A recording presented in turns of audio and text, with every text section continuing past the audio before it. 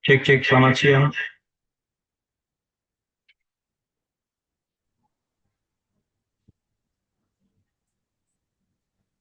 Good morning, all crew. This is Captain Harry Seredi speaking. We will shortly starting. Prepare for streaming. Selamat pagi para peserta yang berminat yang terhormat. Selamat datang dalam acara virtual Mentoring Class bersama Politeknik Sahid.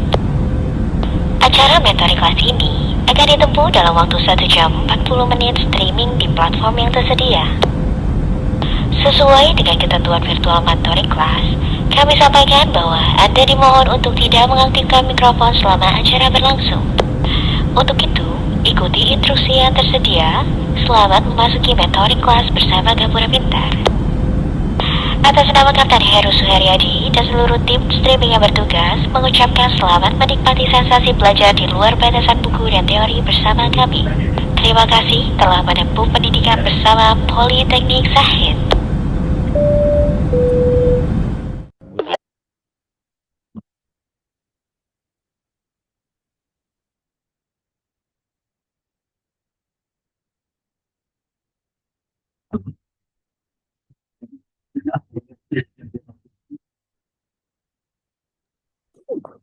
Selamat siang. Assalamualaikum warahmatullahi wabarakatuh. Om Swastiastu, Namo Buddhaya, salam kebajikan. Perkenalkan, nama saya Hasan Ali. Saya akan menjadi moderator pada hari ini. Saya mengucapkan terima kasih untuk kehadirannya, untuk para rekan-rekan dan para narasumber. Langsung saja, tanpa berlama-lama, kita akan mulai materi pertama, yaitu yang akan dibawakan oleh Bapak Darwis. Tempat dan waktunya dipersilahkan, Bapak.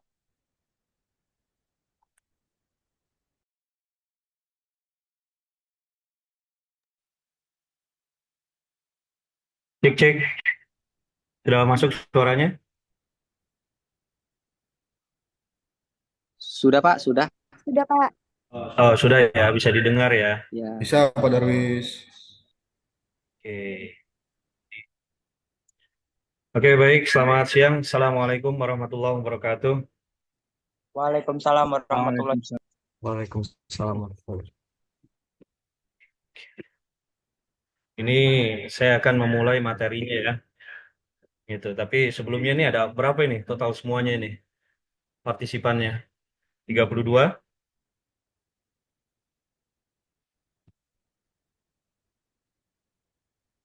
Oke, baik. Eh, ini dengan adik-adik mahasiswa. Perkenalkan ya, nama saya Darwis. Untuk background saya hospitality juga, tapi saya sudah 10 tahun ini masuk ke eh, catering industry ya. Nah, di sini saya ingin memulai bahwa hari ini saya akan memberikan materi pengenalan catering industry.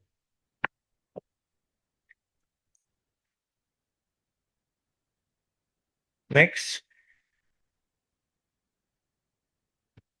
Ya, mungkin teman-teman sudah ada yang tahu atau pernah kebayang ilustrasi tentang bagaimana bekerja di catering industri, khususnya di area tambang. Ada yang pernah? Atau sebelumnya pernah mendengar tentang industri catering yang ada di tambang?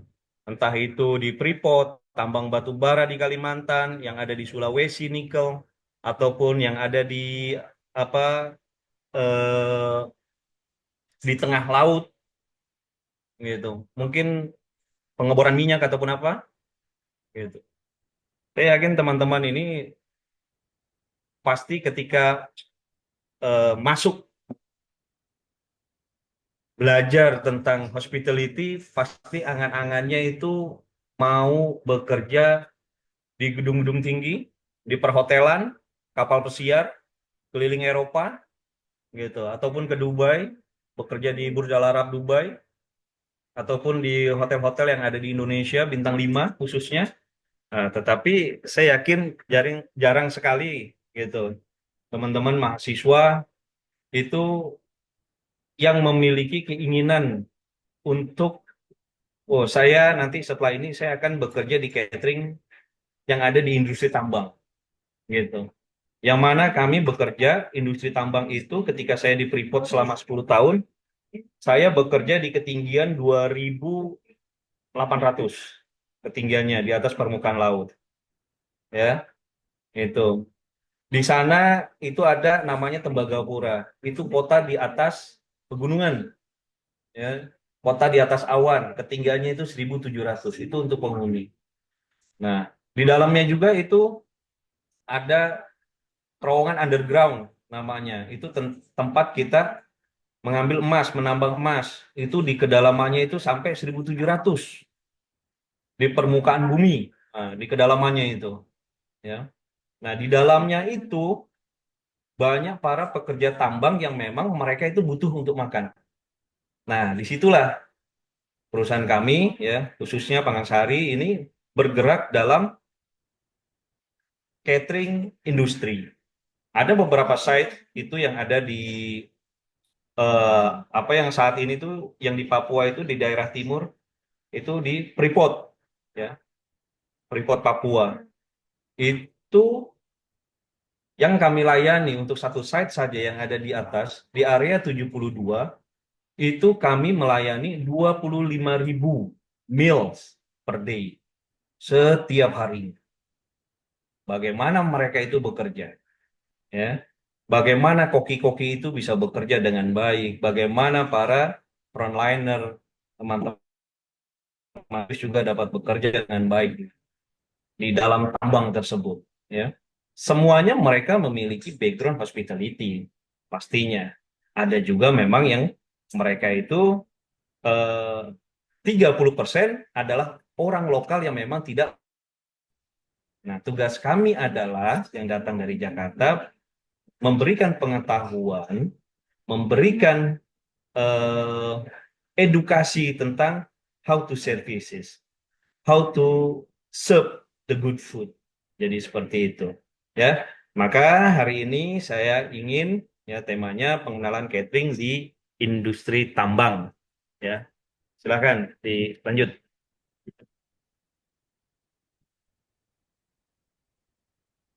Next. Oke, pengertian catering, ya. Jadi pengertian catering adalah secara umum, ya. Nah, pengertian catering secara umum, usaha yang melayani makanan dan minuman untuk berbagai macam keperluan atau kebutuhan, gitu. Nah, jika kita menilik eh, dari ahli, gitu ya kan, dari Purwati TJ tahun 1994, catering adalah suatu usaha di bidang jasa dalam hal menyediakan layanan permintaan makanan untuk berbagai macam keperluan. Jadi secara universal, catering itu adalah usaha, gitu. Usaha yang melayani makanan dan minuman, food and beverage, gitu. Untuk berbagai macam kebutuhan. Apa aja, gitu ya kan? Nah, nanti kita akan lanjutkan. Next. Oke. Nah, ini catering. Jadi kita membagi ada beberapa kategori, ya. Di sini sebetulnya ada kategori komersil dan non komersil.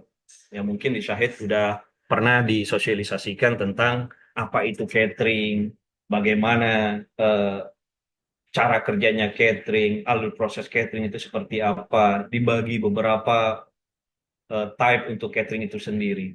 Jadi saya membagi catering itu, ya, itu menjadi dua.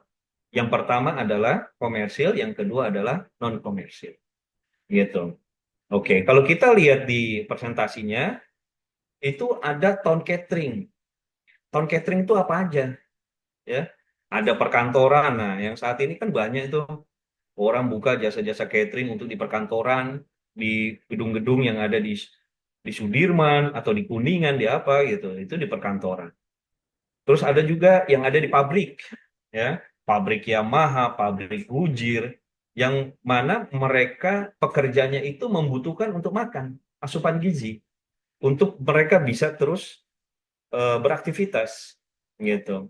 Makanya di situ ada pabrik, setelah itu ada rumah sakit, ya, rumah sakit juga ya kan, rumah sakit Pondok Indah, rumah sakit manapun, ketika memang ada yang dirawat, pasti itu akan kita sajikan juga, kita berikan pelayanan food, makanan dan minuman seperti itu, ya. Ada institusi pendidikan, biasanya di apa namanya di sekolah-sekolah swasta. Terus juga ada instansi pemerintah, ada di penjara. Di penjara juga begitu sama. Nggak mungkin itu apa namanya para tahanan itu masak untuk mereka apa segala macam masing-masing sendiri-sendiri, enggak. Mereka itu diberikan wadah. Ada yang memasak apa segala macam. Itu catering. Jadi mereka itu tidak keluar dari selnya. Jadi seperti itu. Ya, itu yang kita bilang adanya itu di Tom Catering. Ya. Terus yang kedua itu ada remote catering. Apa yang dimaksud remote catering? Bahwa remote catering itu adalah yang di remote, masaknya di mana dan kita kirimkan di sana, gitu. Ataupun yang jauh, adanya posisinya ada di dalam, seperti di pegunungan, ya, ada yang di tengah laut, ada juga yang di pertambangan. Nah, itu yang kita bilang remote catering, offshore ataupun onshore nanti. Itu ada satu lagi namanya plant catering. Itu khusus kayak kelapa sawit, yaitu perkebunan teh ataupun apa. Nah, itu yang dibilang remote catering. Nah, saat ini kami itu concern kepada offshore dan onshore. Karena keduanya itu berbeda. Berbeda dalam artian offshore kebutuhannya berbeda dengan yang di onshore. Nah, mulai dari manpower planning. Nah, itu semuanya berbeda. Rotasinya, cara kerjanya, itu semuanya berbeda. Jadi makanya butuh beberapa apa namanya beberapa materi yang akan kita bedah dalam catering, pengetahuan catering itu sendiri, gitu ya. Karena catering itu luas sekali, gitu. Karena itu adalah mata rantai dari pengiriman sampai dengan disajikan. Itu tidak mudah, gitu. Karena semuanya itu berkaitan. Ya. Offshore yang saat ini yang kita jalankan itu seperti British Petroleum ataupun yang ada di eh, minyak, ya, minyak bumi yang ada di tengah-tengah laut, di tengah-tengah lepas pantai itu. Jadi teman-teman juga nanti teman-teman mahasiswa juga bisa gitu ya kan. Wah, saya tertantang untuk bekerja di tengah-tengah laut. Bagaimana para koki itu bisa bekerja di tengah-tengah laut? Bagaimana barang itu bisa dikirim? Gitu. Bagaimana kalau kita sakit di sana itu seperti apa? Gitu. Penanganannya apa segala macam. Bagaimana biar para pekerja yang ada di lepas pantai itu mereka tidak merasa bosan untuk menyantap makanan kita, ya, gitu. Jadi di sana itu banyak aspek-aspek yang memang perlu kita pelajari lebih dalam tentang catering itu sendiri. Nah, yang terakhir adalah event catering. Apa sih event catering? Ini yang dibilang catering komersil. Nah, catering komersil ini yaitu event catering. Event catering ini adalah seperti, ya, kayak kemarin kami itu mengadakan e-formula, PON Papua, misalnya acara ulang tahun, acara kenegaraan, gitu. Kenapa dibilangnya itu komersil? Karena dia one shot system, jadi cuma satu kali atau sehari dua hari gitu.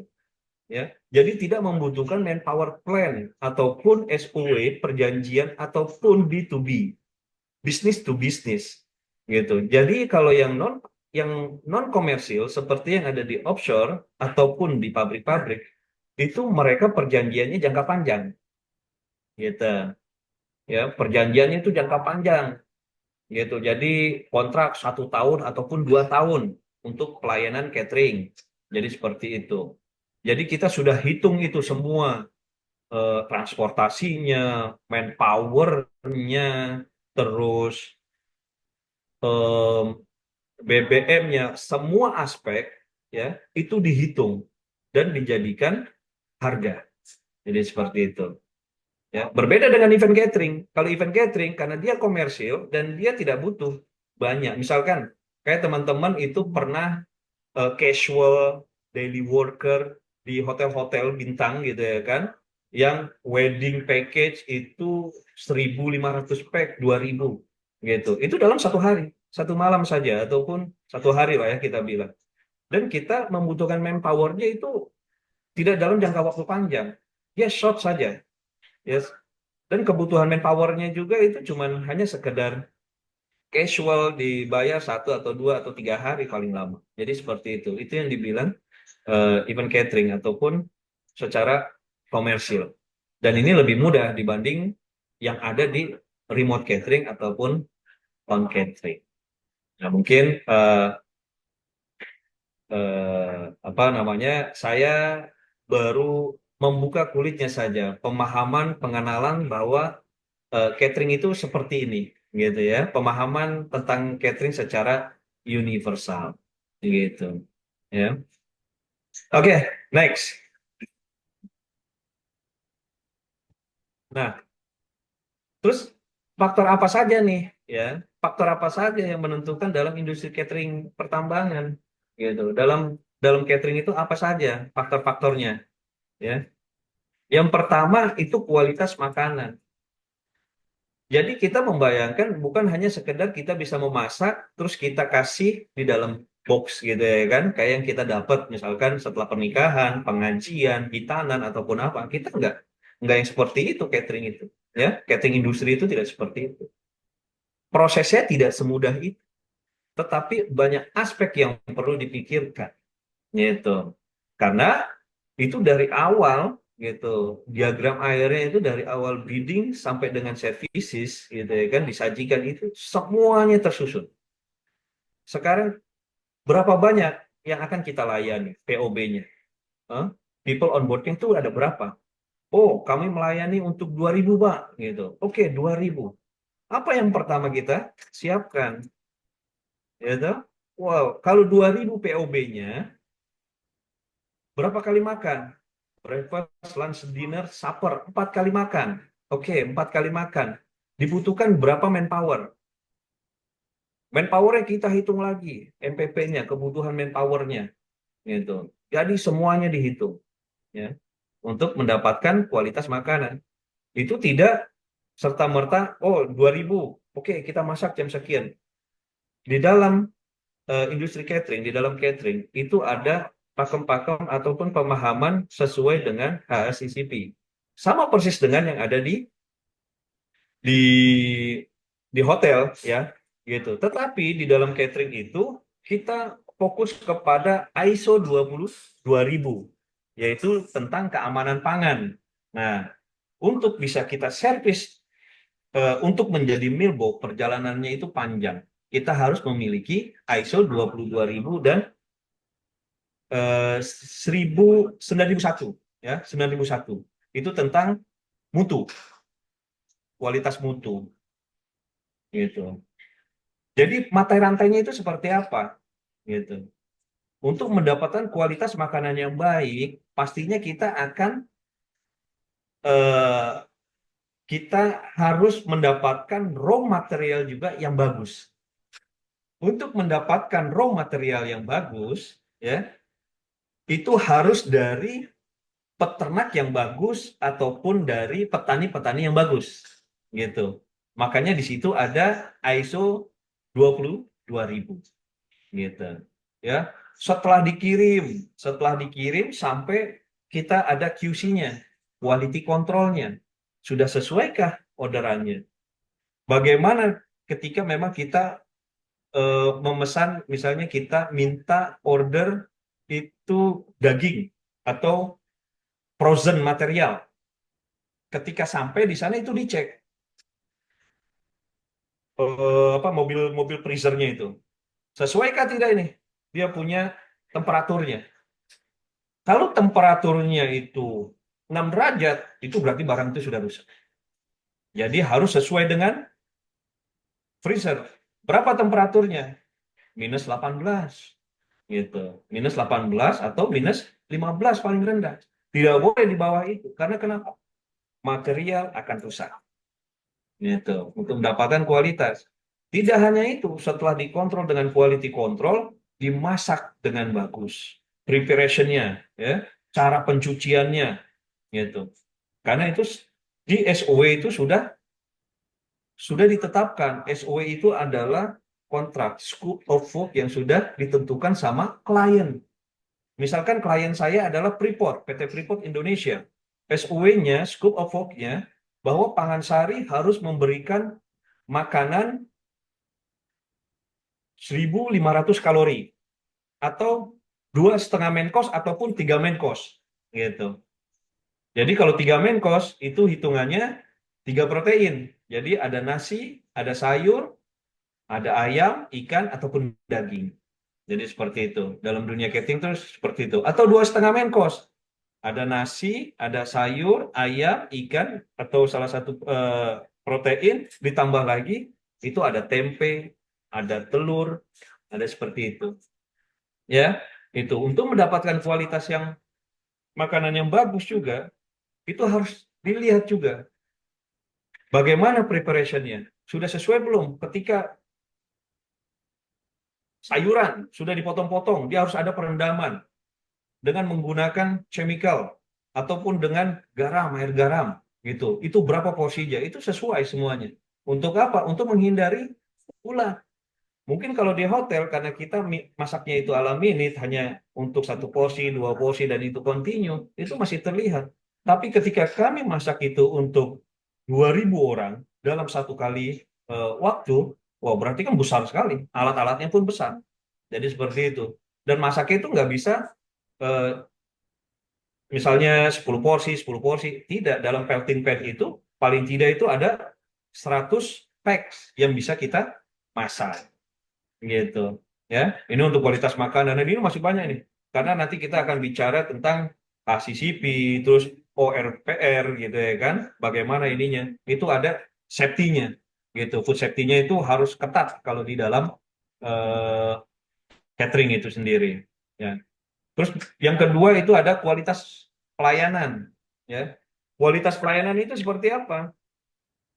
Nah, yang pertama berbeda dengan orang yang ada di ketika kita servis di dalam hotel, di dalam kapal pesiar.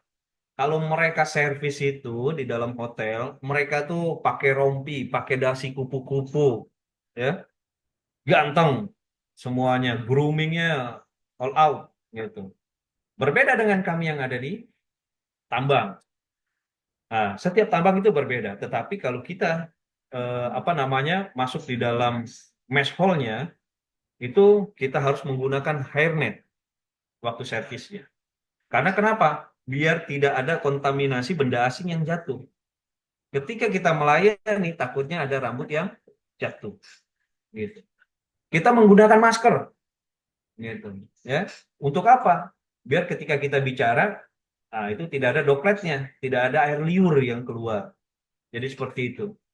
Terus yang ketiga, kita menggunakan apa? Sarung tangan. Sarung tangan apa? Ada latex, ada pun plastik yang seperti itu. Tapi kita menggunakan sarung tangan. Itu adalah safety-nya. Gitu. Itu adalah grooming. Berbeda lagi ketika saya melayani di dalam perut bumi yang ada di Freeport. Saya harus menggunakan APD, alat pelindung diri. Seperti apa? Ada helmet, ada sapok, ya, sapoknya aja berarti 5 kilo. Gitu. Untuk apa? Gitu. Pak, saya ini cuma ngelayanin aja kok gitu. Iya, tetapi kita tahu safety. Ketika terjadi A, B, C, D, apa yang harus kita lakukan? Nah, itulah persiapan-persiapan itu. Karena kita di dalam pertambangan. Jadi seperti itu. Nah, yang ketiga adalah kecukupan makanan. Yang pertama, karena ini remote, karena ini kita itu servisnya catering itu ada yang buffet, ada yang shelter, ataupun ada yang meal box, ketika dikirim, karena memasaknya itu di central kitchen dan dikirimnya ke dalam area-area tambang. Jadi harus dipastikan gitu. Sesuai tidak nih, kalau memang kebutuhan orang yang bekerja di dalam itu sekitar 70 orang, kita siapkan makanannya untuk 70 orang. Jangan sampai teman-teman yang lagi bekerja di dalam pas makan kurang gitu. Itu bisa beberapa kali itu mereka bisa demo itu, ya. Karena mereka tidak makan, akhirnya mereka tidak bisa bekerja, gitu. Jadi kecukupannya itu penting. Yang kedua juga kecukupan gizinya. Gizinya itu sudah diatur di dalam SOW perjanjian sebelum tanda tangan kontrak antara kedua belah pihak B2B, gitu. Pokoknya Pangasari berkewajiban memberikan satu kali makan itu 1.100 atau 1.200 kalori untuk satu kali makan, gitu. Jadi kita sudah timbang, gitu. Di dalam mealbox itu kita sudah timbang. Oh, untuk nasinya itu 250 gram. Berarti sebelum kita sudah timbang dulu. Ini sudah 250 gram atau belum? Nasi 250 gram. Terus untuk eh, main course-nya itu 80 sampai 100 gitu. Main course 1, main course 2 dan setengah main course. Ya, sayurnya pun demikian, 80 sampai 100 gram. Jadi itu kecukupan kuantiti makanan itu sudah terpenuhi. Jangan sampai kita sudah antar kurang. Ataupun ketika kita sudah servis, nasinya terlalu sedikit. Oh, itu komplain. Gitu. Nanti kalau sudah komplain, sama gitu ya kan. Ada yang namanya client satisfaction. Gitu. Kepuasan pelanggan itu bisa komplain gitu. Jadi tidak tercapai kepuasan pelanggannya itu. Di sana juga sama. Terus yang terakhir adalah ketepatan pelayanan. Nah, biasanya yang sering sekali terjadi ketika kita servis ya di dalam industri itu adalah keterlambatan pengiriman. Nah, ini yang jadi concern kita itu. Keterlambatan pengiriman ya. Jadi kita lambat dalam mengirim. Harusnya mereka makan breakfast itu mereka makan misalkan jam 5 pagi. Itu kita harus sudah menyusun timetable-nya. Manajemen waktunya itu harus sudah dipikirkan sama chef, sama PJO-nya, sama deputinya, itu sudah dipikirkan. Bagaimana ini timetable-nya? Bagaimana ini untuk manajemen waktunya? Kapan dia harus memasak? Gitu. Karena di dalam keamanan pangan, setelah makanan itu diterima, 2 jam setelah itu bisa dikonsumsi. Selebihnya tidak boleh. Ya, jadi 4 jam batas waktunya. Tetapi dalam dunia catering tidak bisa. Kalau mungkin POB-nya itu cuma 100, 200, 600, is okay, masih kecil. Tapi kalau hitungan seperti Freeport, ya, satu kali show kita untuk 7.500, oh, nggak bisa kita preparation dalam 2 jam. Bagaimana? Wah, itulah. Makanya yang harus kita kupas. Gitu. Saya pikir ini untuk modul catering ini luar biasa. Gitu. Karena memang saat ini belum familiar. Jujur, saya terakhir ini baru kunjungan di Freeport Gersik. Ya. Saya baru kunjungan Freeport Gersik, saya memberikan materi eh, untuk mobilisasi teman-teman di sana. Itu saya surprise juga gitu ketika memang saya mendapati bahwa cook saya ini backgroundnya hotel. Dan ini mereka ini harus belum terbiasa dengan alur kerjanya catering. Bagaimana cara berhitung, bagaimana cara timetable untuk pemasakan, bagaimana spare waktu pengiriman. Nah, itu. Jadi memang banyak hal-hal yang di catering itu sangat berbeda jauh yang dengan yang ada di hospitality pada umumnya, yang ada di restoran, yang ada di hotel atau yang ada di kapal pesiar itu berbeda. Ya. Nah, ketepatan pelayanan itu sangat penting dimanapun. Karena kenapa? Mereka memiliki teman-teman pekerja yang ada di Freeport itu memiliki 1 jam, 1 hour untuk mereka tuh break time. Ya. Nah, ketika kita mengantarkan makan siangnya terlambat, mereka sudah masuk. Jadi ketika dia sudah mulai kerja lagi, berarti mereka bekerja dalam keadaan perut kosong. Gitu. Itu yang tidak bisa diterima oleh klien. Ketika itu sudah tidak bisa diterima oleh klien, mereka itu akan komplain. Setelah komplain, wah itu akan ada surat peringatan. Gitu. Kalau sudah ada surat peringatan, berarti di situ di dalam SOE-nya kita bisa membayar penalti. Gitu. Jadi banyak aspek-aspek di dalam industri catering ini, ya, catering industri ini eh, dalam pertambangan ataupun di yang lain, ya, gitu. Itu memang ada pakem-pakem yang memang harus kita pelajari lebih dalam, gitu. Ya, gitu. Jadi ini adalah 4 faktor penting dalam industri catering pada umumnya, ya. Ini setiap materinya ini masih bisa kita belah dan itu banyak sekali. Oke, next.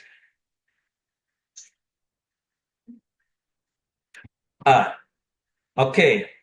Nah, ini adalah sedikit gambaran. Ya, ini adalah sedikit gambaran alur alur proses operasional catering, gitu. Ini kita memulainya dari incoming raw material, ya, dari penerimaan bahan baku mentah.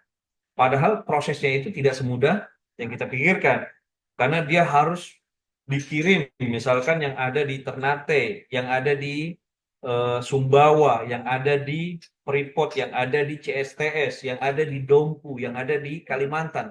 Itu semuanya jauh dari perkotaan. Semua barang-barang itu bisa saja kita kirim melalui laut, gitu. Ada yang kita kirim karena urgensi, kita kirim melalui pesawat. Ada juga yang kita kirim melalui darat, gitu. Jadi planningnya, gitu.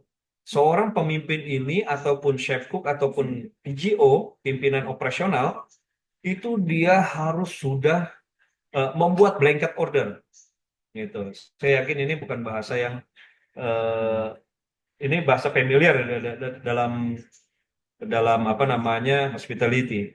Kita membuat blanket order, kita punya planning 3 bulan ke depan, gitu. Mungkin kalau di hotel karena dia adanya di tengah kota itu gampang aja, kurang cabai kita beli cabai di depan, gitu. Tetapi kalau kita bicara yang namanya ada di pedalaman itu susah. Kita harus planning dan betul-betul terplanning, gitu. Dengan blanket order itu 3 bulan sesuai dengan menu. Itu namanya chef eksekutif itu harus bisa yang namanya menu engineer. Rotasi menu dalam 1 bulan itu apa aja, breakfast, lunch, dinner, supper, gitu. Mereka harus sudah menyusun menunya, membuat menu plan, rotasi menunya itu seperti apa, ya. Karena tantangannya adalah ketika kalian itu memberikan makanan, pelanggannya adalah yang setiap hari mereka temui, gitu. Pelanggannya tidak berbeda-beda. Orang yang bekerja di sana yang menjadi pelanggan kita. Jadi setiap hari dia makan. Kalau setiap hari dikasih ayam woku, ya mereka juga bosen. Makanya ayam woku terus. Memang enak dikasih daging rendang, tapi kalau setiap hari dia makan daging rendang, wah, gumoh juga, gitu. Jadi memang harus, ya, koki-koki ini harus ekstra.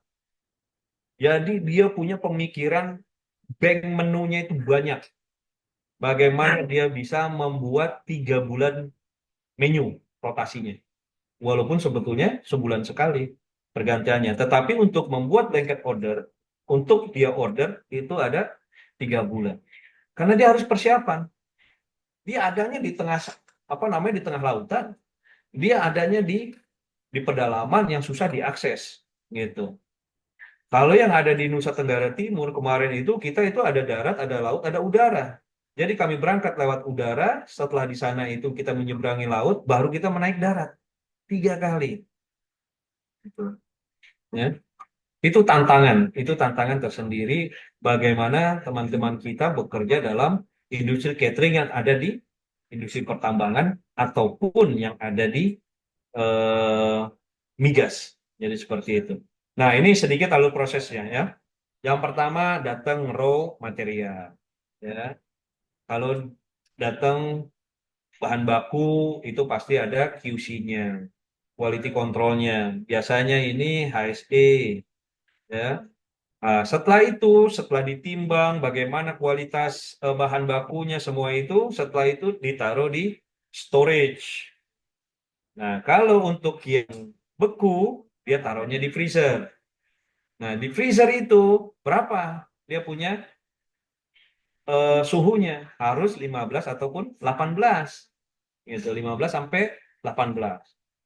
Nggak boleh lebih dari itu, karena itu akan rusak. Pak, bagaimana ketika memang freezer kita itu ternyata rusak? Ya, ya nggak usah dibuka dulu, gitu. Karena dia bisa bertahan 2 jam, gitu, dalam keadaan tidak terbuka dan dia tidak akan melted. Jadi seperti itu. Nah, terus kalau raw material yang sayur-sayur apa segala macam itu ditaruhnya di chiller. Berapa suhu chillernya? 4 sampai 7 gitu. Ini semuanya ada. Terus ada dry ya, barang-barang di suhu ruang yang kita bilang itu kalau di apa store-store itu ya. Nah, berapa suhu ruangnya? Suhu ruang adalah 25 derajat. Setelah itu dari freezer nanti di towing, towing juga kita punya beberapa macam cara untuk towing itu. Kalau kami di Freeport itu menggunakan karena satu kali keluar bahan itu sekitar 1 ton. Jadi kalau ada 3 main course berarti 3 ton satu kali masak untuk 1 hari. Jadi untuk satu site yang ada di Freeport itu 1 ton gitu untuk 1 hari. Ya.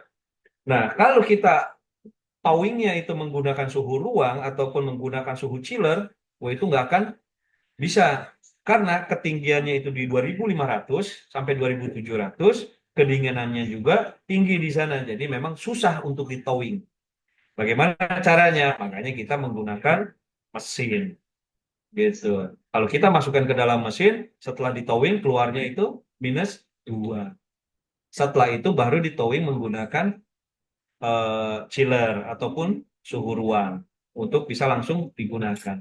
Jadi seperti itu, ya. Ada beberapa macam langkah-langkah untuk towing itu sendiri. Nah, setelah itu ada namanya setelah di towing itu dimasukin ke bacer, ya. Bacer ini nanti ya mungkin portion atau bagaimana bentuknya, berapa dia punya ini. Biasanya untuk catering-catering yang besar itu materialnya sudah dalam keadaan portion. Makanya ada yang namanya daging nomor 4, daging nomor 5, daging nomor berapa. Jadi udah ukuran-ukurannya. Ada yang dari ukuran, eh, kalau untuk ayam ada yang ukurannya itu 150 mentahnya ya. Nanti setelah susut itu bisa 120 gitu. Ataupun ada daging itu yang memang cube dagingnya. Itu daging nomor 2 misalkan gitu. Jadi mereka di sana itu sudah dalam keadaan portion dagingnya. Dan untuk di Freeport juga, untuk sekedar pengetahuan, kami menggunakannya itu menggunakan bumbu yang sudah jadi. Nah, karena kami juga punya pabrik bumbu. Jadi bumbunya itu sudah jadi. Jadi mereka di sana itu teman-teman yang untuk masak itu bumbunya sudah jadi, tinggal diolah, tinggal ditambahkan. Nah, kira-kira ini masih kurang garam kah atau apa gitu ya kan? Atau ditambahkan. Karena ini bumbunya bumbu ibarat kata masternya lah, biangnya gitu, bumbu itu. Jadi dalam 1 kilo ini bisa untuk berapa kilogram daging ataupun ayam. Jadi seperti itu. Ya, jadi teman-teman di sana karena yang di Freeport ini volumenya besar, karena dalam 1 hari satu satu site itu kami harus melayani 23.000 meals per harinya. Ya, bayangkan angka 23.000 itu besar sekali ya, 23.000 meal, 32.000 makanan, 23.000-nya itu. Nah, terus setelah itu ya, setelah masuk ya kan. Nah, itu di preparation sama siapa? Teman-teman koki. Nah, setelah masuk di preparation, nah preparationnya itu dari sayuran-sayuran tersendiri, terus daging-daging tersendiri, ayam-ayam sendiri gitu. Karena memang mereka itu tidak boleh disatukan, itu akan terjadi kontaminasi silang. Kalau sudah nanti kontaminasi silang, nanti kena safety gitu, bahwa makanan ini sudah tercemar gitu. Ya. Jadi mereka tuh di preparation nanti setelah dicuci itu menggunakan chemical yang khusus untuk apa namanya buah ataupun sayuran biar tidak ada ulat-ulat. Bayangkan berapa kali di dalam kacang panjang itu mudah sekali ada ulat, gitu. Kalau kita masak untuk sedikit, 1 porsi, 2 porsi, kita masih bisa melihat.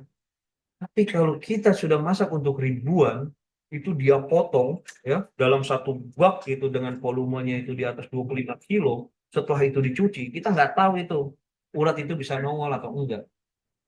Caranya bagaimana? Ya caranya kita kasih ada chemical yang untuk memang membersihkan sabun ya untuk membersihkan eh, sayuran biar ulatnya itu keluar. Setelah dibilas baru masuk. Setelah sudah selesai dikeringkan masuk ke mesin yang besar itu. sukan bumbunya nanti diolah gitu. Setelah preparation. Nah, setelah preparation itu nanti ada pemasakan. Nah, pemasakannya berapa? Di atas 75 derajat gitu. Nah, kira-kira teman-teman tahu tidak nih apa namanya eh, berapa suhu danger danger zone itu? Ya, teman-teman harus tahu suhu danger zone itu ada di berapa ya?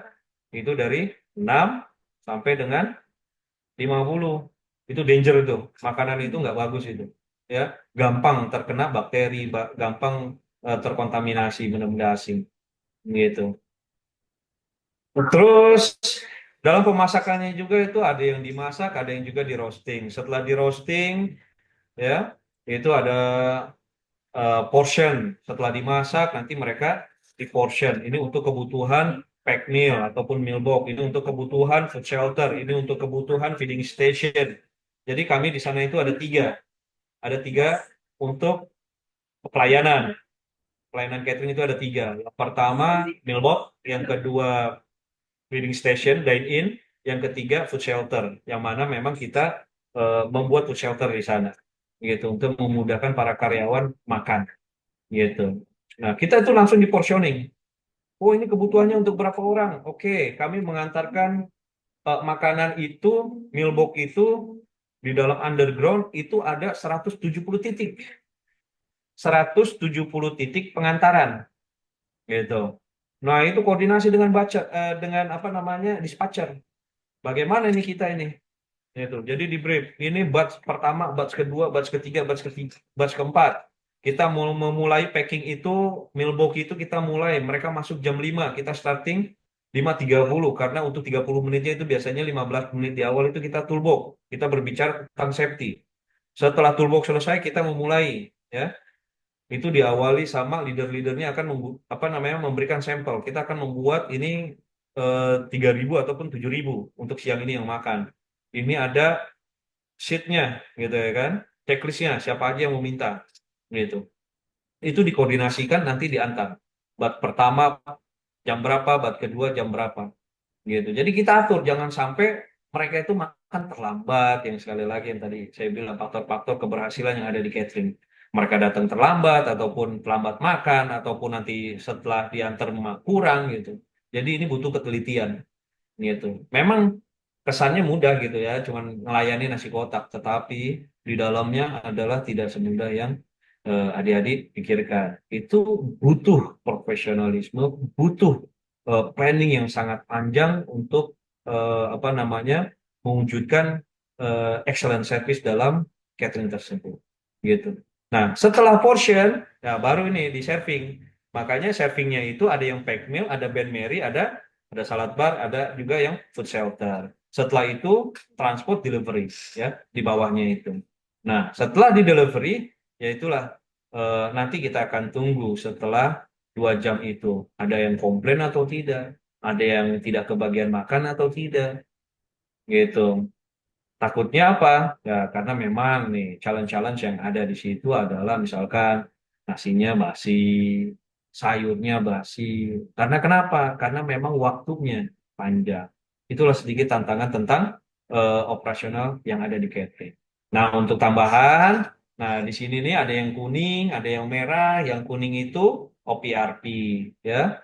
Ini adalah OPRP apa? Ya kan, tindakan pengendalian memastikan bahaya yang signifikan terkendali dalam batasan yang diterima. Ini di bawahnya apa namanya HACCP gitu. Ini di bawahnya Critical Control Point. Nah, gitu.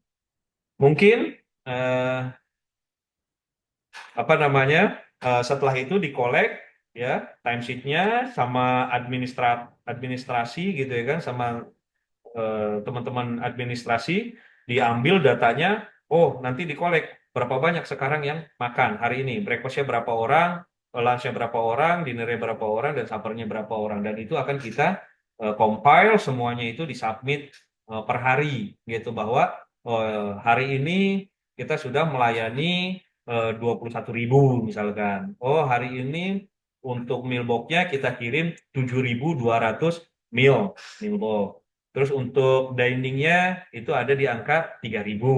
Terus untuk food shelternya ada di angka 900. Misalkan itu. Itu nanti yang kolek itu adalah diambil datanya, data sheet-nya itu sama teman-teman yang ada di administrasi. Setelah itu dilaporkanlah ke apa namanya ke HO ataupun apa untuk dibuatkannya invoice. Jadi seperti itu. Mungkin coba nextnya apa nih? Ya, saya pikir habis ini. Oke, nah selebihnya mungkin ada pertanyaan dari teman-teman. Ini baru sedikit gambaran yang saya kupas untuk pengetahuan teman-teman bahwa di luar sana masih banyak yang belum tahu tentang industri catering.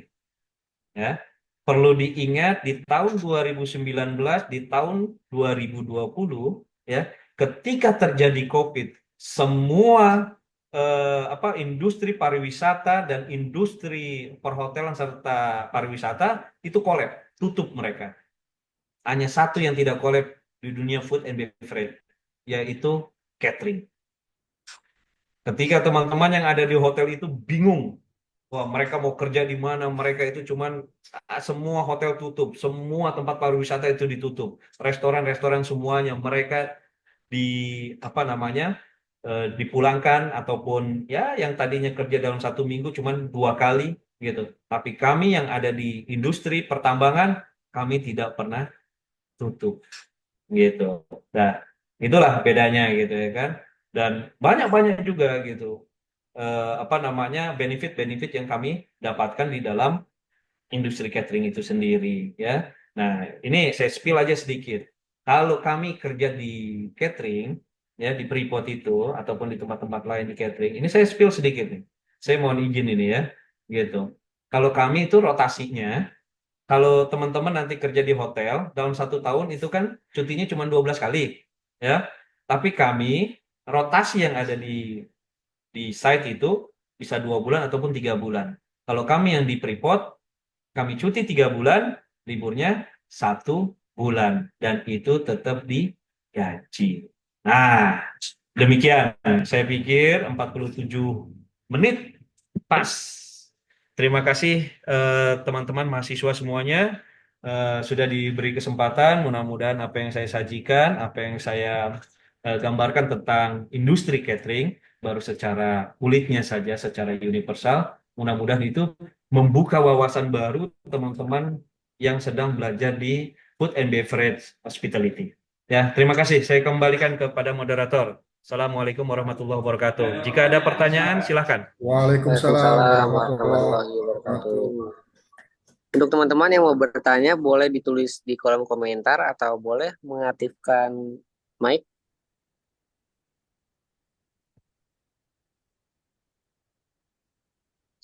Baik, ada pertanyaan, Pak?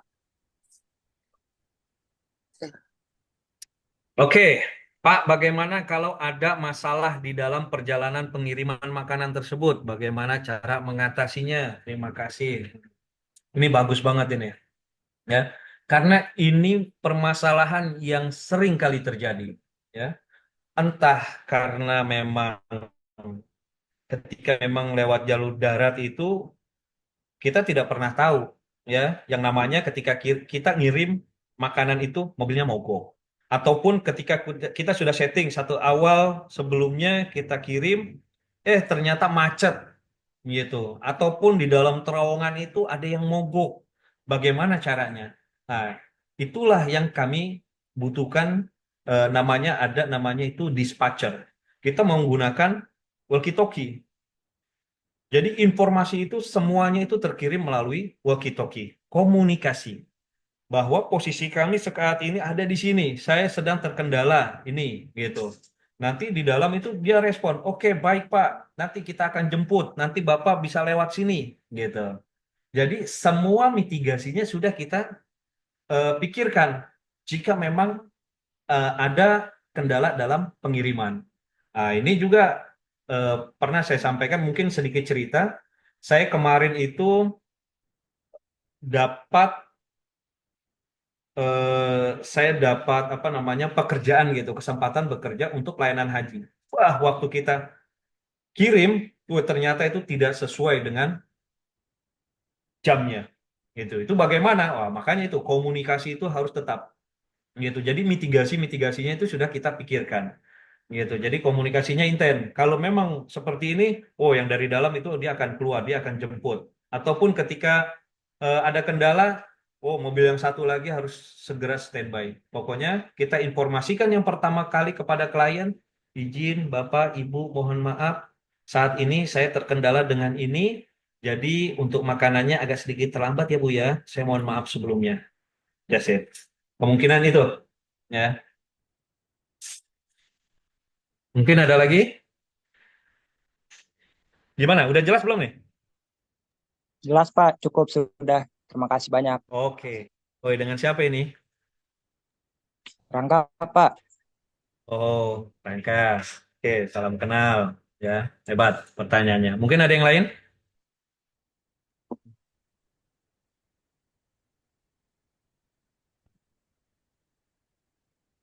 Ada lagi pertanyaannya?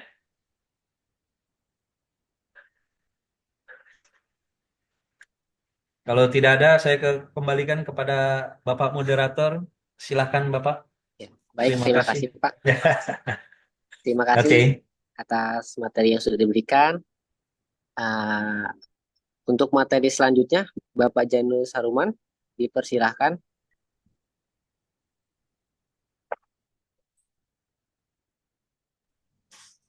Baik, terima kasih. Selamat siang, adik-adik peserta semuanya. Ya, Pak. Kenal, nama saya Janus Maulana Haruman. Saya berasal dari Bandung. Basic saya adalah di bidang kuliner, terutama di kitchen department kalau di hotel.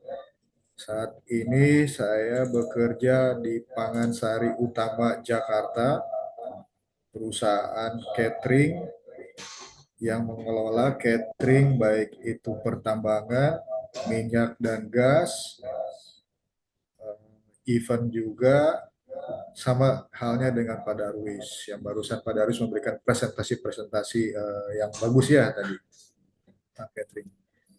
Ketertarikan saya ke dunia catering dari dunia perhotelan adalah challenging yang tadi Pak Darwis sempat jabarkan bahwa di dunia catering itu tantangannya lebih banyak dan lebih besar, terutama di daerah-daerah remote, daerah-daerah yang berada di pedalaman-pedalaman. Tapi saya tidak akan ngebahas tentang masalah cateringnya lagi, karena catering tadi udah dibahas oleh Pak Darwis. Kebetulan saya dan Pak Darwis adalah sama-sama trainer di Pangansari. Pak Darwis untuk bagian FB service-nya, saya di FB produknya. Gitu. Jadi pengalaman saya bekerja kurang lebih di 20 tahun di bidang kulineri. Awal karir saya adalah menjadi cook helper di hotel di Bandung, Sapai Homan Bidakara. Kalau kalian pernah dengar nama Sapai Homan Bidakara, itu awal karir saya sampai dengan terakhir saya menjabat eksekutif chef di Mercure Pangkalan Bun Grand Opening. Itu untuk pengalaman profesional saya di Indonesia, dan di luar negeri saya sempat bekerja di kapal pesiar juga selama kurang lebih 3 tahun, dan di Amerika saya tinggal selama 6 tahun di sana. Kebetulan sekarang saya diberikan kesempatan oleh Pangansari Utama untuk bergabung menjadi trainer dan asesor di Pangansari Institute di bidang food and production-nya. Jelas dari saya itu. Baik, berikutnya saya akan mencoba mengenalkan industri perhotelan kepada adik-adik semuanya yang ingin mencoba merambah di dunia pariwisata, perhotelan, ataupun kuliner-kuliner yang lain. Yaitu yang tadi seperti Pak sampaikan, ada catering tambang juga, ada catering event, segala macam ya. Jadi industri perhotelan merupakan sektor penting dalam pariwisata. Berperan sebagai tempat menginap, bersantai, dan menikmati berbagai fasilitas dan layanan. Oke, selain itu, ternyata di hari ini kebutuhan-kebutuhan untuk hotel itu sangat variatif. Ya, selain untuk menginap, relax, dan fasilitas serta layanan, ternyata ada entertainment juga di sana ya. Apa itu entertainment di sana di hotel? Ternyata sekarang permintaan customer dari eh, zaman sekarang ini adalah ternyata mereka yang menginginkan sport and recreation juga di dalam hotel. Berarti pihak hotel harus bisa menyediakan layanan-layanan tersebut. Apa itu sport and recreation-nya? Misal kata, oh terdapat sauna, terdapat gym, apa itu gym ya, terdapat gym, sport gym di sana. Ada juga di kelas-kelas hotel resort itu dia menyediakan area lapangan tenis, lapangan basket, serta untuk anak-anaknya juga mereka buatkan apa camping ground, mereka buatkan kids corner, kids club segala macam supaya apa? Supaya mendapatkan pengalaman-pengalaman yang sangat memorable yang nggak bisa dilupakan pada saat kita berada di salah satu hotel tersebut. Nah, jadi industri perhotelan saat ini adalah merupakan industri yang bagus untuk dipilih. Kenapa? Karena hotel berjamur sekarang. Baik di Jakarta, di kota kecil, hotel berjarak, hotel bintang, bintang 4, bintang di langit, bintang 7, semua komplit lah pokoknya. Ya, itu. Ada yang menyediakan sekelas Oyo atau Red Door yang murah. Itu industri perhotelan saat ini berkembang sangat pesat. Yang awalnya dulu di zaman eh, pertengahan mungkin fasilitas hanya menyediakan kamar saja tanpa ada menyediakan pelayanan makanan dan minuman. Sekarang di zaman modern masuk ada tambahan pelayanan makan minuman, malah ada ditambah lagi dengan pelayanan-pelayanan entertainment di sana. Jelas mengenai industri perhotelan. Oke, berikutnya Pak Moderator. Oke, lalu apa peranan kita sebagai hotelier? Hotelier itu orang-orang yang bekerja ataupun berada di dalam bidang ilmu industri perhotelan. Di dunia perhotelan kita disebutnya namanya hotelier ya. Kita nih para karyawan, GM, dari GM sampai dengan yang paling ranking file yang paling bawah itu namanya hotelier. Peranan kita hotel dalam perkembangan pariwisata adalah menunjang perkembangan pariwisata. Kita bertanggung jawab untuk memastikan pengalaman, experience menginap yang positif dan menyenangkan bagi para wisatawan.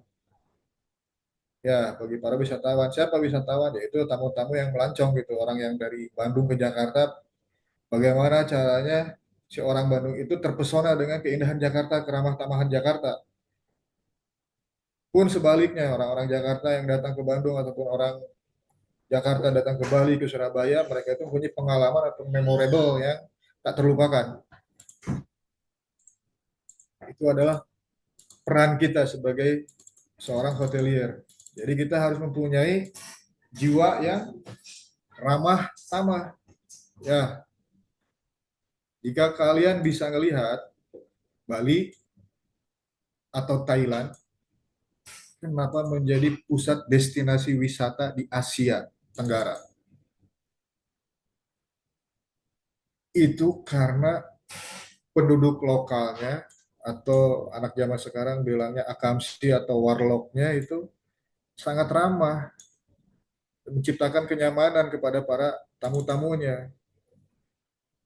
Orang datang ke Bali pasti tidak akan disambut dengan yang namanya muka-muka cemberut ya. Pasti akan disambut dengan muka yang sumringah. Selamat siang semuanya. Selamat datang di Kota Bali. Perkenalkan nama saya. Udah enak gitu, udah welcome. Jadi di saat kita welcome, berarti kita akan merasa berada di dalam rumah sendiri ya.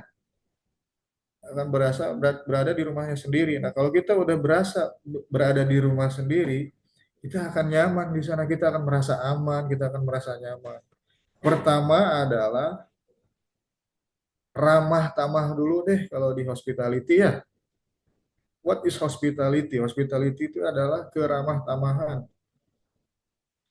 Jadi yang pertama itu kita harus terbiasa untuk menyapa teman-teman. Nanti kalian pada masuk offline, ketemu tatap muka di kelas, biasakan menyapa, selamat pagi Rangga, selamat pagi Alif, selamat pagi Nia Seni Kuliner.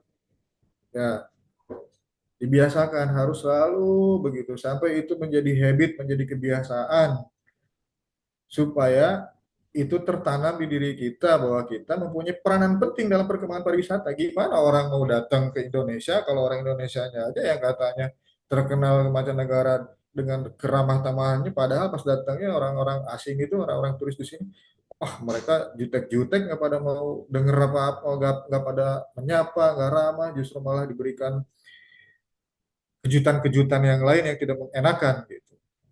Oke. Peran hotel dalam perkembangan pariwisata ternyata adalah dibagi menjadi tiga. Satu, membangun citra destinasi. Hotel yang berkualitas dapat meningkatkan citra positif suatu destinasi wisata, menarik lebih banyak wisatawan.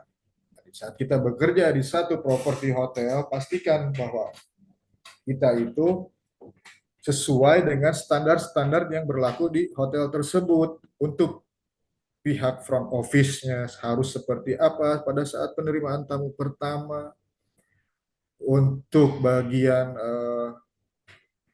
front office yang bagian itu menerima tamu itu check in check out-nya sangat smooth, tidak tamu dibiarkan menunggu lama, mungkin ada ekstra pelayanan. Untuk saat ini banyak ya hal-hal yang bisa dilakukan untuk bersaing dengan properti-properti yang lain di hotel ini sebagai penunjang-penunjang atau menjadi kelebihan-kelebihan kita di dunia perhotelan ataupun pariwisata. Jadi membangun citra destinasi.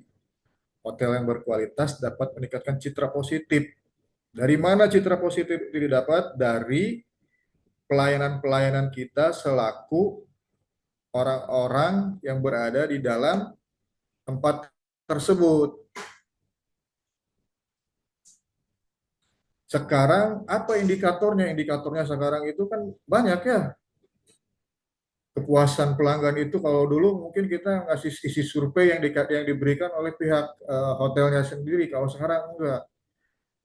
Kita punya yang namanya Trip Advisor, kita punya yang namanya Google Comment, kita punya yang namanya bisa komen di sosial media di mana aja. Bisa kata si properti tersebut punya Instagram, di Instagramnya bisa langsung komen. Nah, bagaimana cara kita untuk mendapatkan citra positif dari si hotel tersebut untuk mendapatkan rating? Kalau sekarang kan rating perlu tuh. Bintang 1, bintang 2 sampai dengan bintang 5 rating di sosial media. Itu dari diri kitanya. Dari kitanya sebagai pelaku-pelaku hotelier. Supaya apa? Supaya hotelnya tetap maju berkembang, kita bisa berada tetap mengais rezekinya di sana dengan gaji yang lumayan. Ada kalau di hotel nih sekilas saja ya. Mungkin ada yang pernah mendengar tentang hotel nggak kira-kira? Ada yang pernah mendengar hotel nggak? Boleh di-unmute kalau itu, kalau ada yang pernah bekerja di dunia hotel. Oke, nggak ada. Jadi di sana ada uang servis. Uang servisnya itu lumayan gitu kan. Karena di hotel itu ada tax dan servis. Nah, uang servisnya itu sekitaran kalau saat ini mungkin 11% ya dari jumlah yang tamu bayarkan, 11%-nya adalah untuk kita. Yang kedua adalah meningkatkan ekonomi lokal. Hotel menciptakan lapangan kerja, meningkatkan pendapatan masyarakat, dan mendorong pertumbuhan ekonomi lokal. Apa yang dimaksud meningkatkan ekonomi lokal? Pada saat ada hotel baru dibuka di sana, otomatis akan menyerap tenaga kerja sebanyak 40% dari satu kewajiban, satu keharusan. Saat ada satu hotel buka, let's say di daerah Jambinya mana, misalnya kata bilanglah Muaro 6, misalnya kata. Di Muara 6 itu wajib si pelaku pengelola hotel itu untuk menyerap 40% dari warga lokal, terutama yang ada di ring 1. Sama, di catering pun sama. Di saat kita buka catering di remote area, kita wajib menyerap 40% dari warga lokal. Tujuannya apa? Yaitu tadi, supaya mendorong pertumbuhan ekonomi yang berada di area lokal, mengurangi pengangguran-pengangguran yang ada di area lokal. Jadi hotel sesuai dengan misi visinya itu menciptakan lapangan kerja, meningkatkan pendapatan masyarakat. Berikutnya apalagi di saat hotel dibangun, otomatis ini agak lebih dalam ya, otomatis harga tanah pun akan ikut naik juga, terangkat di sana. Yang awalnya mungkin nilai tanah di sana itu nggak ada value-nya, begitu ada hotel atau ada restoran, itu akan menjadi terangkat di area lokal. Kenapa? Karena selain hotel otomatis dibangun juga kos-kosan ya untuk para karyawan-karyawan hotel yang jauh dari luar daerah. Berikutnya yang ketiga adalah melestarikan budaya dan lingkungan. Kita sebagai hotelier berperan dalam mempromosikan budaya lokal dan menjaga kelestarian lingkungan, menciptakan wisata berkelanjutan. Apa itu yang dimaksud dengan wisata berkelanjutan? Sustainable tourism, yaitu berarti bahwa dari tamu punya pengalaman menarik tentang daerah sekitar ataupun hotel yang ditempati olehnya, dia akan menceritakan kepada teman-teman yang lain bahwa, wah, di daerah ini ada hotel yang sangat bagus dan di dalamnya ada eh, karyawan-karyawan atau staf-stafnya yang sangat ramah. Gitu. Harapan saya, kalau kita semua nih, termasuk saya, karena saya pun sebagai mahasiswa dari Sahid juga, cuman perbedaannya adalah saya ambil kelas yang khusus, kalian ambil kelas yang reguler. Karena saya punya pengalaman lebih, maka saya diwajibkan untuk membagikan pengalaman-pengalaman ini kepada teman-teman semuanya nih, calon-calon generasi hotelier berikutnya. Oke, nah, hotel merupakan budaya lokal. Budaya lokalnya apa?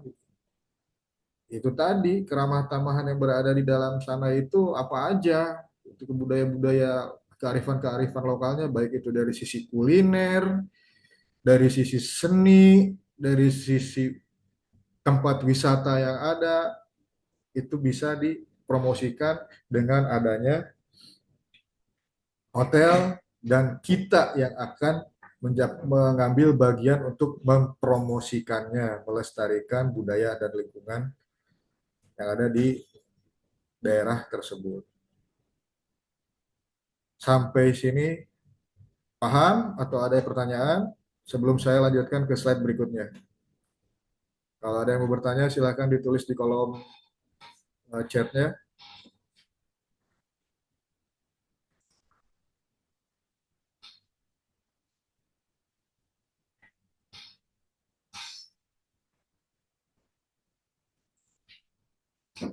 Oke, jika tidak ada, saya akan lanjut ke slide berikutnya. Next. Tren terkini kebutuhan wisatawan. Permintaan wisatawan terus berkembang. Menyesuaikan layanan dan fasilitas sesuai kebutuhan wisatawan modern sangat penting. Apa aja yang menjadi tren wisatawan pada saat ini? Pertama adalah satu, pengalaman pribadi. Wisatawan menginginkan pengalaman personal unik dan memorable, bukan sekedar menginap. Tadi yang saya jelaskan dari awal, bahwa saat ini trennya adalah bahwa kita ini mempunyai kenangan yang manis terhadap hotel yang kita uh, singgahi itu. Makanya sekarang banyak berbagai macam konsep dibuat di dalam dunia perhotelan.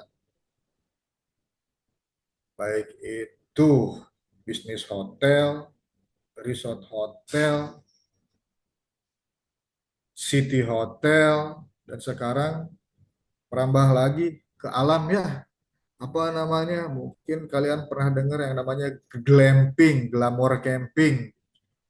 Kita berada di alam dengan nuansa alam yang masih murni, tapi kita mendapatkan pelayanan kamar yang tetap nyaman. Kita berada di alam itu tidak merasakan keheningan atau terlalu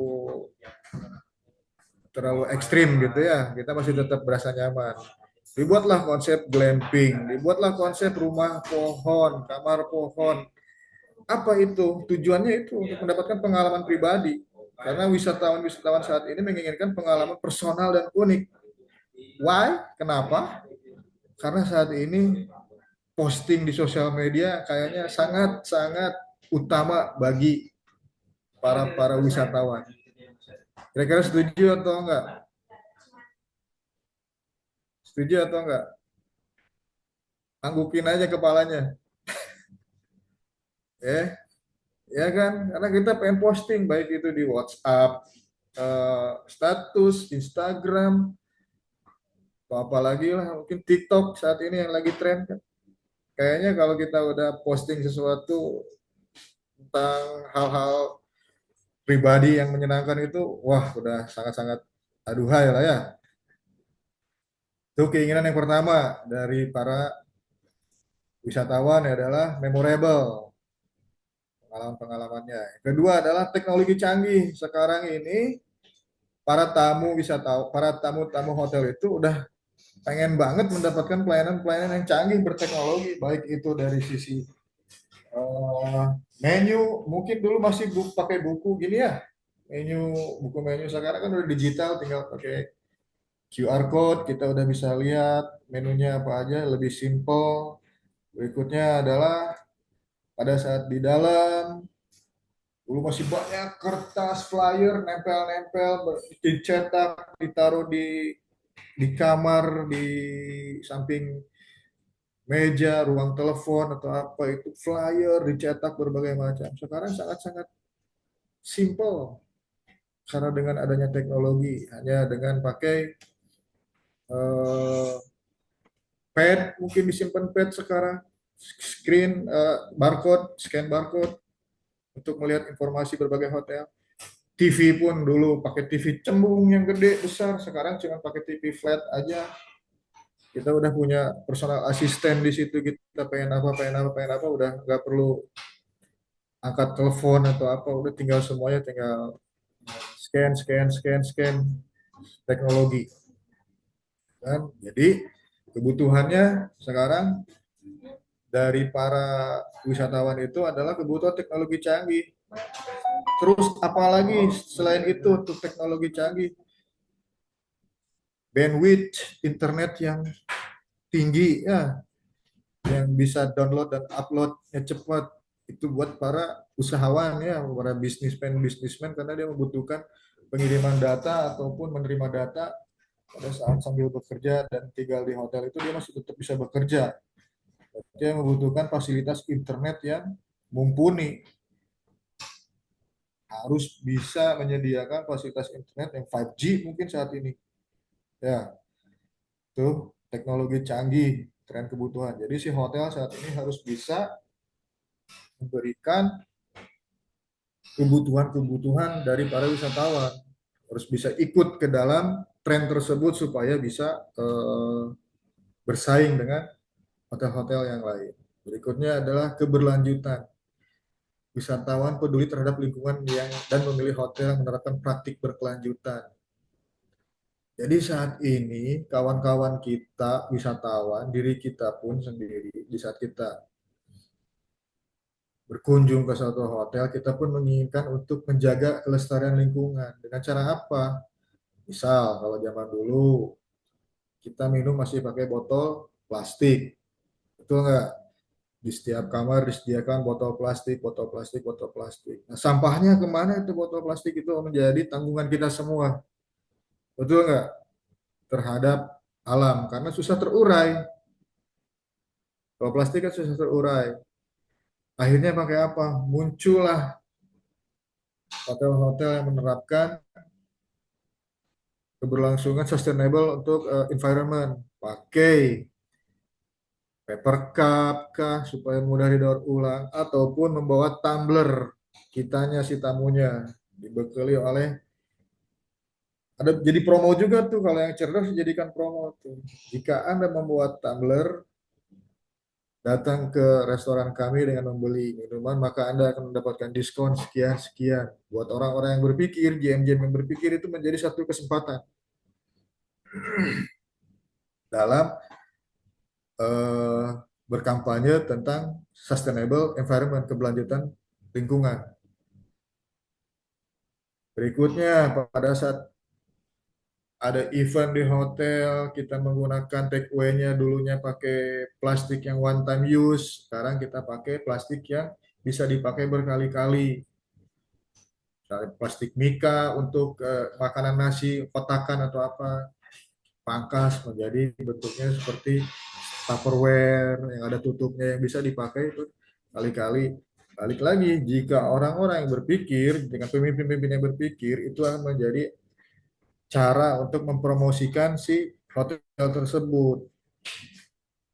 Di label, ditulisin tuh hotel bla bla bla, ya kan? Plastik ini menggunakan plastik daur ulang, ramah lingkungan, ada storytellingnya.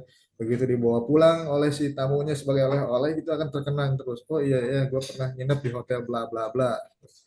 Part of promosi juga buat orang-orang yang bisa memanfaatkan ide-ide keberlanjutan tersebut. Yang keempat, kesehatan dan keselamatan. Tren terkini adalah di kebutuhan wisatawan adalah hotel itu bisa menjamin kesehatan dan keselamatan menjadi prioritas. Menerapkan protokol kesehatan yang ketat. Apalagi pada tahun 2020, jika kalian masih ingat, terjadi wabah yang mendunia, yaitu wabah apa? COVID-19. Ya, COVID-19. Coronavirus Disease 2019. Kayak dibilangnya COVID-19. Nah, itu makanya sekarang kita seorang hotelier pun diwajibkan, sekedar informasi aja buat teman-teman semuanya. Jadi untuk food handler di hotel, food handler seperti saya ini, saya berada di kitchen, itu untuk masuk ke hotel itu sangat ketat. Medical check up, periksa tuh dari darah sampai dengan rectal swab itu harus dilakukan selama 6 bulan sekali. Kenapa? Untuk memberikan jaminan kepada tamu-tamu kita bahwa seluruh karyawan yang ada di hotel ini sudah sertifikat dengan. Jadi, saya ulangi lagi, tren terkini kebutuhan wisatawan itu menjadi 4. 1, pengalaman pribadi yang memorable. 2, harus mengikuti teknologi yang canggih, baik itu dari sisi hotelnya maupun dari equipment, peralatan-peralatan di dapurnya juga sama. Peralatan di dapur, peralatan di restoran, harus ikut-ikutan dengan hal yang berbau teknologi. Gitu. Yang ketiga, sustainable, keberlanjutan. Yang keempat, kesehatan dan keselamatan. Oke. Next, Bapak Moderator.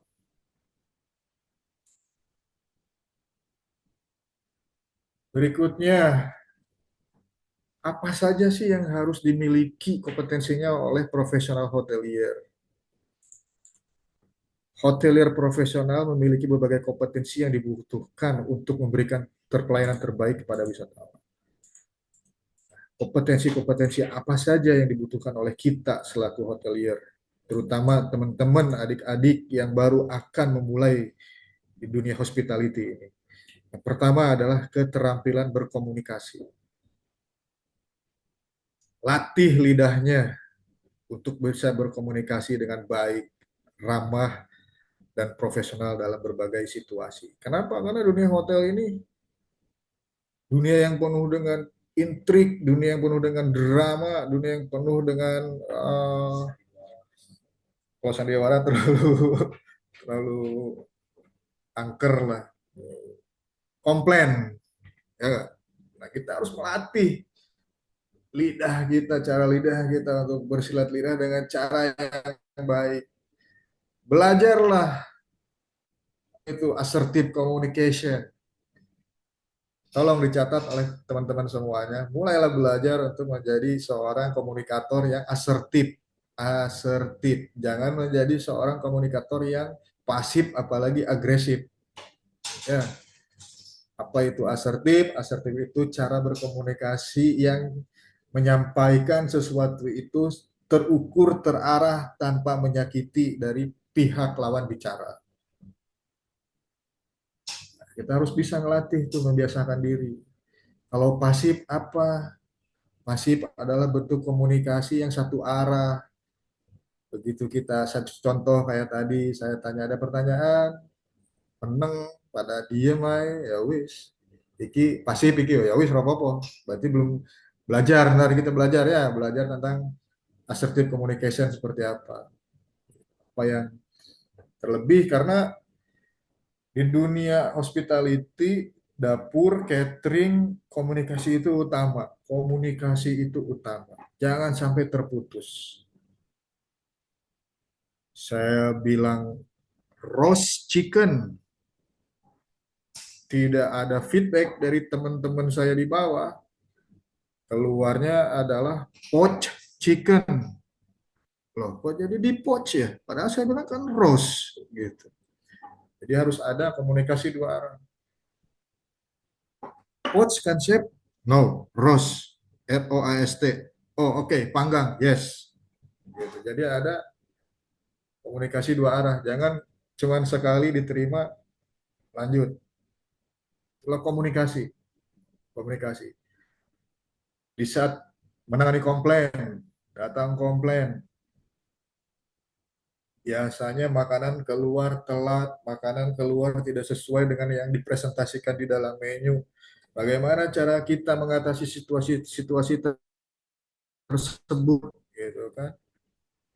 Dalam keadaan restoran yang ramai, dalam keadaan check in check out hotel yang ramai, para tamu marah-marah, lambat amat. Nah, bagaimana kita masih tetap bisa bekerja, berpikir dalam situasi yang penuh tekanan, komunikasi tetap bagus, tidak ada lagi keluar kata-kata yang kurang enak kepada tamu. Itu adalah keterampilan komunikasi. Berikutnya adalah agile, kemampuan beradaptasi. Mampu menyesuaikan diri dengan kebutuhan wisatawan yang beragam dan selalu berubah-ubah. Agile itu lawan kata dari fragile. Kalau fragile itu apa? Mudah pecah. Fragile, barang pecah belah, rentan, gampang pecah. Nah, kita tuh jangan, kita harus agile, harus mudah beradaptasi. Di saat dijatuhkan itu bukan berak, rusak, tapi harus bouncing. Push. Bouncing itu apa? Memantul dengan lebih baik, gitu kan? Mampu beradaptasi. Kenapa? Karena saat ini di industri apapun itu, terlebih di pariwisata, kuliner, hospitality, hotel, itu trennya berubahnya cepat sekali. 2014, 2015, 16, 17, trennya makanan itu bunga-bunga di mana-mana. Nah, seolah-olah kita ini udah kayak makhluk halus. Garnish lah gak jauh dari bunga, bunga, bunga, bunga, bunga. Padahal nggak dimakan juga sama tamu tuh. Tapi tren, kita harus ngikutin tren itu. Sekarang lepas dari 2018, 19, 20, apalagi sekarang sudah COVID kemarin, trennya berubah apa? Look Xiaomi halus, terlihat mempesona itu makanan itu. Ngiler, kita ngelihatnya itu ngiler. Look Xiaomi. Ya enggak? Orang udah nggak tertarik lagi dengan bunga-bunga, bunga-bunga, bunga, tapi ngelihatnya itu dengan yang bikin pada saat kita melihat tampilan menu itu sederhana, simple tapi pasten gitu ya. Dan kita ngelihatnya tuh ngiler, pengen, wah kayaknya enak nih. Burger yang keluar saus-sausnya dipadu-padankan dengan saus-saus Korea, fusion seperti itu ya.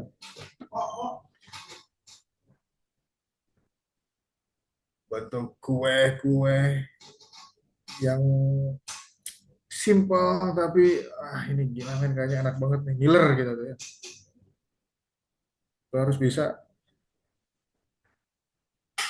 ngikutin tren-tren apa yang terjadi saat ini gitu. Nah, buat seorang hotelier itu kita berkewajiban untuk selalu sering berkunjung ke hotel-hotel ataupun ke restoran-restoran untuk melihat tren apa yang sedang terjadi di sana saat ini gitu. Jangan sampai kita tidak upgrade juga sama ilmu kita, pun termasuk saya. Saya pun sampai saat ini masih terus melakukan, melihat kunjungan-kunjungan, datanglah ke restoran independen yang lagi tren apa nih, lagi booming apa, seperti apa sih tren presentasinya saat ini. Ya, kita harus bisa ikutin tren tersebut.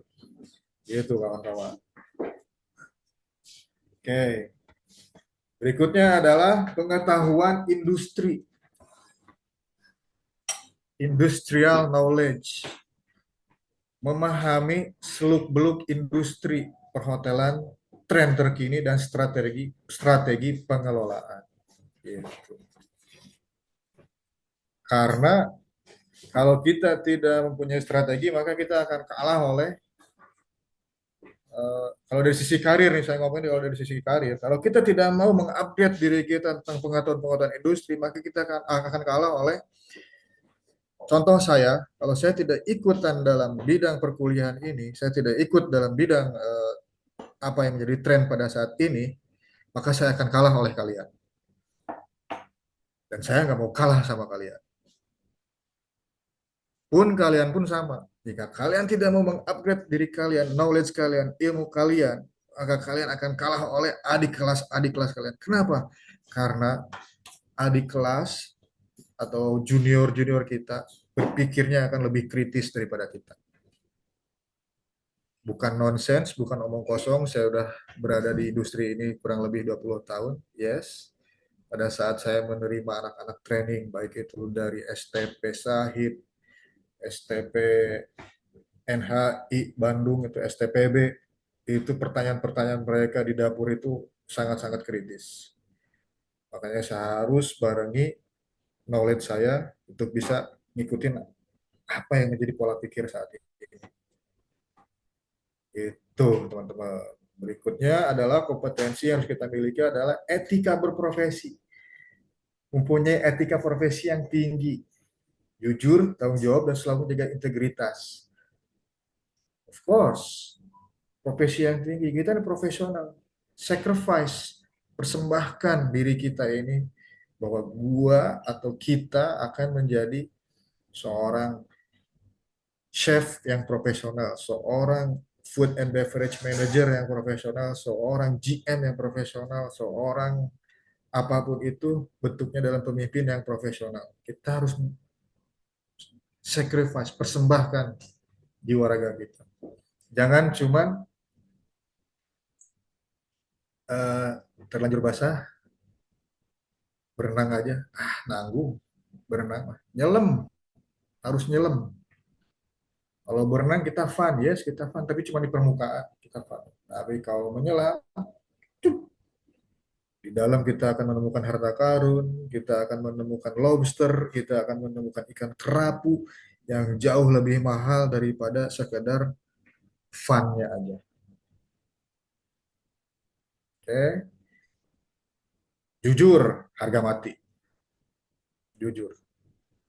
Kalau yang jujur, insya Allah apapun permasalahan kita akan diselamatkan selama jujur. Secerdas-cerdas apapun kalian, kalau kalian gak jujur, tengkurap, nyungsep kalian. Oke. Bertanggung jawab. Iya, dengan profesi kita harus bertanggung jawab. Kita kuliah harus bertanggung jawab. Bertanggung jawabkan kepada siapa? Kepada orang tua kita yang membiayai. Kita mulai dari sekarang aja lah. Ya. Etika berprofesi. Kalian akan menjadi seorang profesional di hospitality atau hotelier Coba sekarang kalian jauh usah jauh-jauh dulu ke sana. Profesi kalian sekarang adalah seorang eh, mahasiswa. Tanggung jawab kalian kepada siapa? Kepada sekolah dan kepada orang tua yang membiayai. Pastikan kuliah kalian on time, kalau bisa cepat selesai daripada target. Tuh, oke. Berikutnya selalu menjaga integritas. Integritas, integritas, integritas. Integrity. What is that? Apa itu? Tidak ada orang yang melihat perbuatan kita. Kita selalu melakukan perbuatan di atas rata-rata sebaik-baiknya. Ada atau tidak ada penilaian dari orang lain, kita tetap harus melakukan perbuatan itu dengan sebaik-baiknya menurut penilaian kita sendiri. That's integrity, integritas. Jadi kelak kalian ikut training, misal kata di hotel A atau di perusahaan A, perusahaan B. Ada nggak ada bos kalian, kalian tetap harus bekerja sesuai dengan di atas standarnya kalian. Jangan menurunkan standar kalian sendiri. Kalau menaikkan boleh, tapi kalau menurunkan jangan. Itu namanya integritas.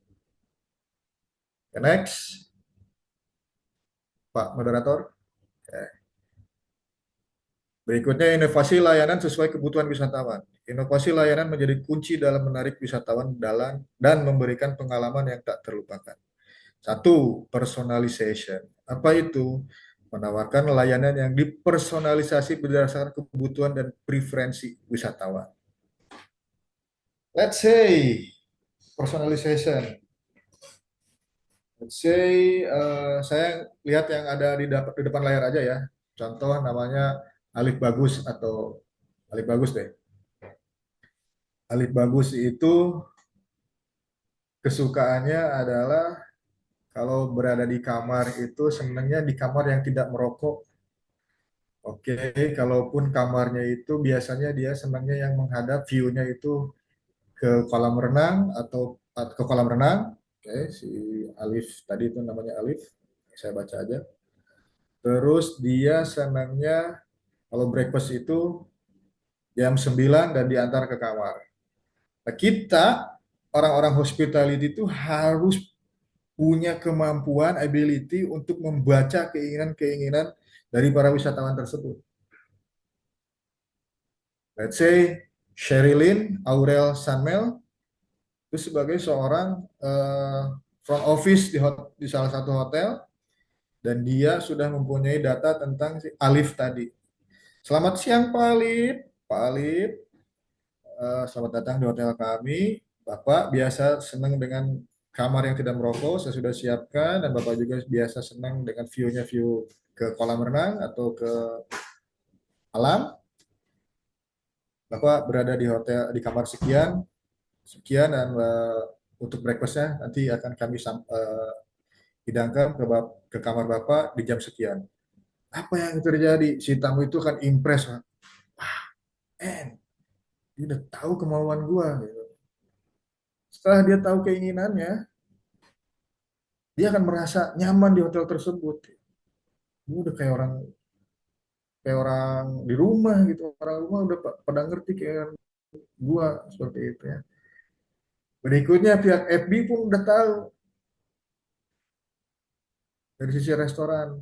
Pak Alif ini kesukaannya soto ayam, dia telurnya maunya setengah mateng, terus dia nggak suka di soto ayamnya itu terlalu banyak bawang daun ataupun bawang goreng. Itu yang dimaksud dengan personalization. Ya, menawarkan layanan personal berdasarkan kebutuhan dan preferensi si wisatawan. Oke. Yang kedua adalah teknologi, menerapkan teknologi seperti aplikasi mobile, chatbot, dan sistem pemesanan online. Tadi yang sudah saya bahas. Kita harus berinovasi dengan teknologi. Berikutnya adalah experiential activities, menyediakan berbagai kegiatan dan pengalaman unik yang menarik minat wisatawan. Tadi, buatlah sesuatu hal yang belum pernah tercipta sebelumnya. Contoh, di tempat-tempat lain belum ada layanan barbecue di depan kamar kalau hotelnya resort ya. Kalau hotelnya bisnis nggak bisa lah, nanti asapnya berada di koridor-koridor kamar, nggak sedap juga. Kalau hotelnya resort belum ada nih barbecue di depan kamar dimasakin oleh private chefnya. Itu adalah bagian dari experiential activities gitu. Atau untuk anak-anaknya gitu kan. Dibuatkan tenda-tenda seperti Indian, mereka bisa bermalam di situ. Dibuatkanlah api unggun kecil, mereka bisa bakar marshmallow, jagung bakar, hot dog segala macam di sono. Ya enggak, buat si anak-anak kecil. Bikin little kampung Indian, sekali lagi kalau hotelnya resort. Kalau hotelnya nggak resort, hotelnya bisnis, berada di area kota, untuk si anak-anak itu kita siapkan ruang bioskop, mini bioskop, dengan film-film yang lagi tren saat ini apa, kita kan di setelin di situ. Kita buat mini-mini popcorn, apa, eh, vendor-vendor kecil-kecilan lah kayak gitu. Itulah namanya experiential activities ataupun belajar merangkai kata. Itu mau lagu ya, merangkai kata, merangkai bunga, bertanam segala macam, itu ada experiential activities.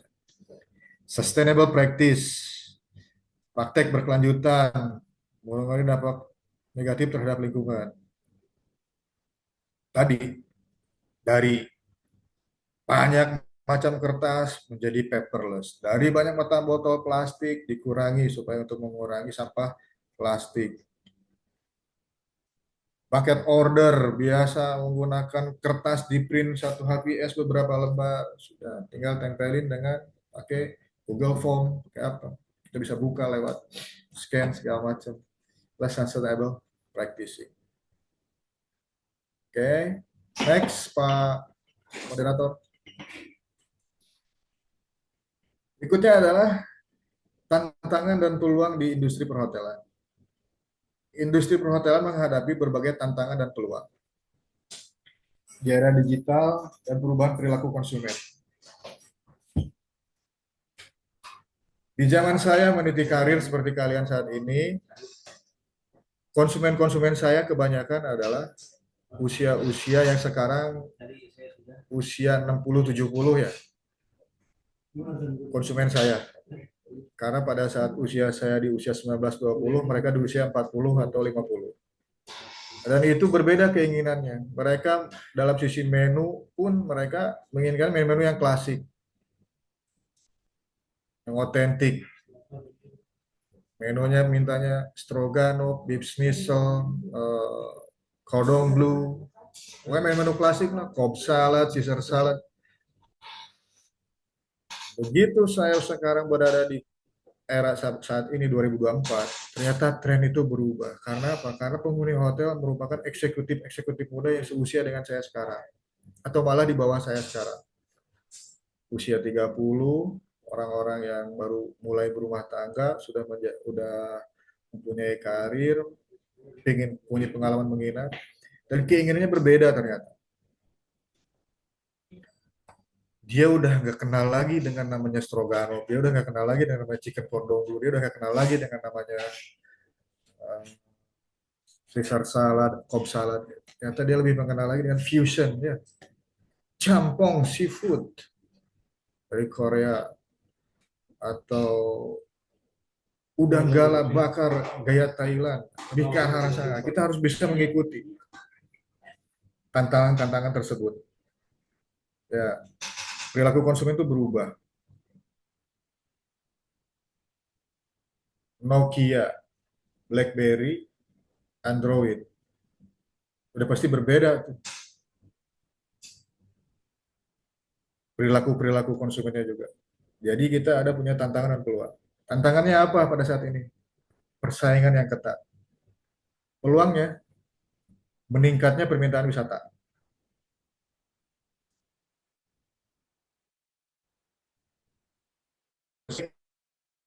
otomatis peluang peningkatan permintaan wisata pun banyak gitu. Ada yang menawarkan packaging apa, baik dari mulai datang pergi dari rumah sampai dengan pulang lagi ke rumah, itu sudah disiapkan paketnya.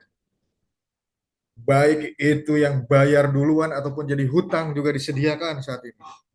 Itulah cara kita menantang dari peluang-peluang dengan persaingan yang ketat. Berikutnya adalah teknologi yang cepat berkembang. Peluangnya apa? Pengembangan layanan digital. Tadi udah saya sampaikan kan, layanan digital contohnya seperti apa aja. Perubahan tren wisata, diversifikasi produk dan layanan. Tren wisata, karena usia-usia saat ini adalah usia-usia Gen Z, Gen X, sama milenial, udah nggak cocok lagi kalau kita masih pakai gaya-gaya kolonial. Kita harus bisa dari sisi fasilitas kamar, fasilitas restoran, fasilitas produk juga dari dapur harus benar diversifikasi, beragam produk dan layanannya. Jadi enggak gitu-gitu aja, nggak monoton. Itu adalah peluang-peluangnya. Jadi untuk kita yang sama-sama belajar menimba ilmu di Universitas Syahid ini, ayo kita gali ide kita bareng-bareng sama-sama gitu kan. Terlebih saya kepada anak-anak Gen Z ini, saya pasti akan banyak menimba ilmu juga. Apa sih yang menjadi keinginan kalian saat ini? Seperti apa sih keinginan kalian ini untuk di industri makanan ini? Karena kalianlah yang akan rules the world tuh kalian saat ini, generasi-generasi kalian. Berikutnya, Pak Moderator. Berikutnya adalah strategi pengembangan sumber daya manusia. Ini untuk dunia human resources. Pengembangan sumber daya manusia sangat penting untuk menghadapi tantangan yang 4 peluang. Satu, pelatihan dan pengembangan. Kita harus rajin-rajin ya melakukan pelatihan dan pengembangan diri untuk diri kita. Supaya kita bisa tetap bersaing baik dengan sesama teman kita sendiri maupun dengan orang-orang dari negara luar. Oke, karena kita sekarang di era global ini persaingan kita ketat, bukan cuma hanya teman-teman sebangsa, tapi dengan teman-teman yang di luar bangsa juga kita akan bersaing karena mereka juga bisa datang ke sini. Dan saya harap saya nggak mau banyak koki-koki di dapur itu kayak pemain sepak bola di Indonesia, banyak naturalisasinya. Kita harus bisa berdiri di atas dapur kita sendiri. Oke. Berikutnya, motivasi dan insentif, memberikan motivasi dan insentif untuk memberikan kerja dan loyalitas karyawan. Nah, kita pun harus pinter gitu ya, memotivasi teman-teman kita. Berarti kita harus empati juga ngelihat nih, oh teman kita nih dalam keadaan lagi gak semangat, kita bisa kasih motivasi. Terus untuk para pemimpin-pemimpin, jangan pelit-pelit lah ngasih insentif. Oke. Berikutnya aja, teamwork, kerja sama tim. Terakhir adalah komunikasi efektif. Ingat, komunikasi itu harus efektif, nggak boleh berbelit-belit, apalagi diputer-puter, ngobrol di situ lagi. Ayolah kita ngobrol maju, oke? Next, Mr. Moderator.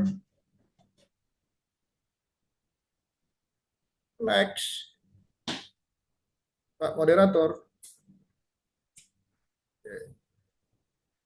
Selesai dari saya. 45 menit yang disediakan oleh Bapak Moderator sudah saya tuntaskan. Berikutnya silahkan ada beberapa pertanyaan atau untuk didiskusikan. Mari kita diskusi bareng-bareng. Assalamualaikum warahmatullahi wabarakatuh. Selamat sore.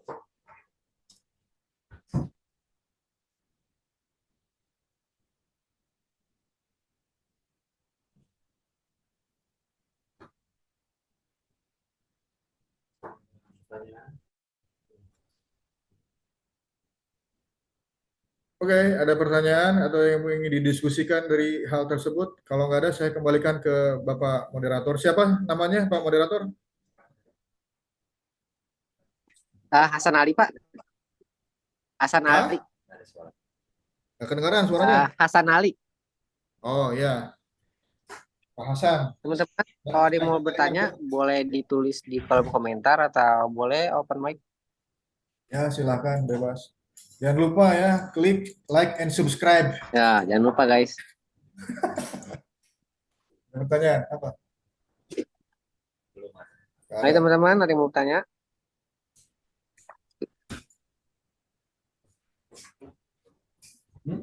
Ayo, jangan jadi yang pasif lah, harus jadi yang asertif.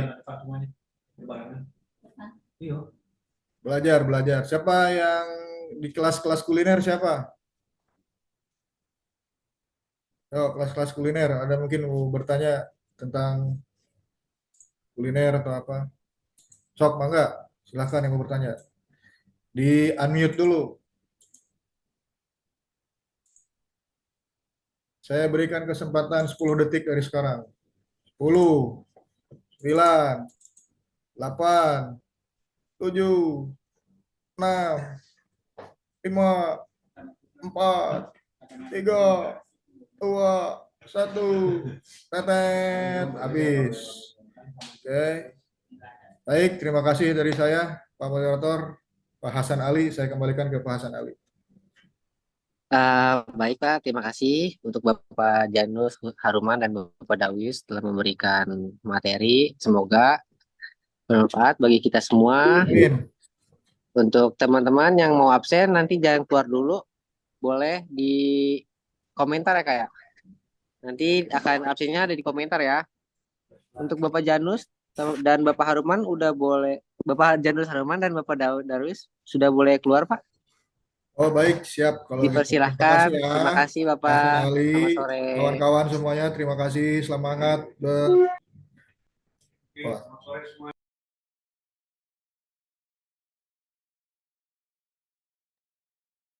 Teman-teman jangan keluar dulu ya, nanti ada absen. Iya.